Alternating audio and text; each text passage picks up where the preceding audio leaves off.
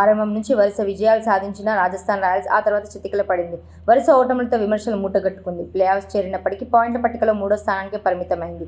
ఈ క్రమంలో ఆమె తుమ్మి తేల్చుకోవాల్సి ఎలిమినేటర్ మ్యాచ్లోనూ రాజస్థాన్ గెలిచే అవకాశాలు లేవంటూ విశ్లేషకులు పెదవి విరిచారు. స్టార్ ఓపెనర్ జోస్ బట్లర్ స్వదేశానికి వెళ్లిపోవడం, యశస్వి జైస్వాల్ స్థాయికి తగ్గట్లు రాణించకపోవడం, బౌలింగ్ విభాగంలోనూ లోపాలు అంటూ రాజస్థాన్ విమర్శించారు.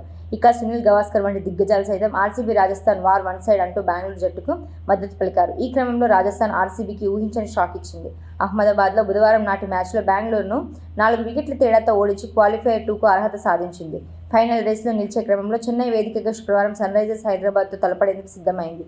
ఈ నేపథ్యంలో టీమిండియా మాజీ క్రికెటర్ అంబటి రాయుడు చేసిన వ్యాఖ్యలు నెట్టింట వైరల్ అవుతున్నాయి.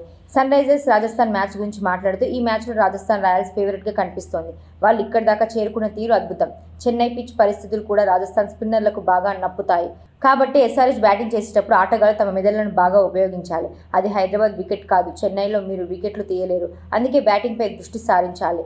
నిజానికి చెన్నై పిచ్ మీద పరుగులు రాబట్టాలంటే ఖచ్చితంగా ఆచితూచి ఆడుతూ బ్యాట్స్ మ్యాన్షిప్ చూపాలి అని అంబటి రాయుడు స్టార్ స్పోర్ట్స్ షోలో తన అభిప్రాయాలను పంచుకున్నాడు.